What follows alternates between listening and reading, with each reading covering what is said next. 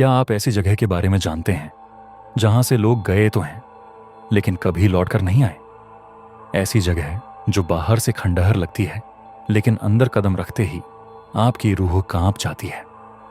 आज हम आपको ले चलेंगे एक ऐसी भूतिया हवेली में जिसे गांव वाले भूल भुलैया हवेली कहते हैं। भूल भुलैया हवेली का रहस्य। 4 दोस्तों रोहित, अजय, नीलम और पूजा ने इस हवेली का रहस्य जानने का फैसला किया, लेकिन उन्हें नहीं पता था कि यह सफर उनकी जिंदगी का सबसे बड़ा डर बन जाएगा।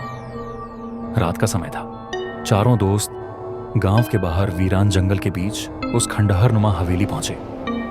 ठंडी हवाएं सन्नाटा फैला रही। भारी भरकम लोहे का दरवाजा खुद चरमराते हुए खुल गया। अंदर कदम रखते ही एक अजीब सी ठंडक और घुटन का एहसास हुआ।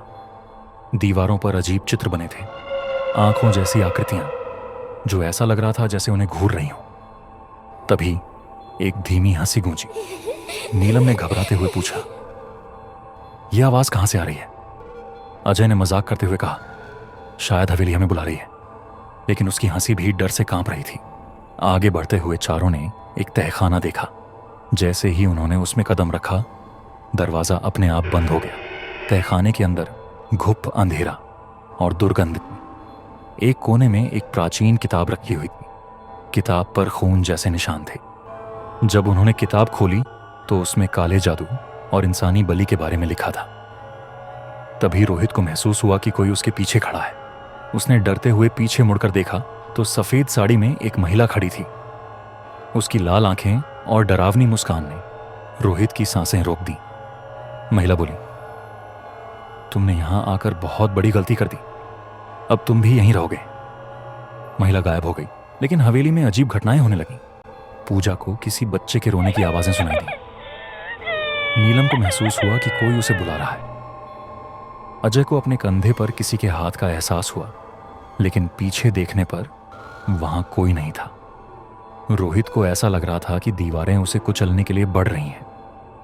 तहखाने के बीचों बीच एक बड़ा पेंटाग्राम बना हुआ था। उसके पास एक और खून से लिखा संदेश था, जिसमें लिखा था कि इस हवेली में हर पूर्णिमा की रात इंसानी बलि दी जाती थी। बलि के बाद उनकी आत्माएं हमेशा के लिए इस हवेली में फंस जाती थीं। तभी वही महिला फिर प्रकट हुई। उसने गुस्से से चिल्लाते हुए कहा, तुम यहां से नहीं जा सकते, यह हवेली अब तुम्हारा घर है। डर के बावजूद रोहित ने पास पड़ी मशाल उठाई और उस किताब को जलाने की कोशिश की। जैसे ही किताब जली, हवेली की दीवारें हिलने लगीं। महिला ने चीखते हुए कहा, नहीं, इसे मत जलाओ।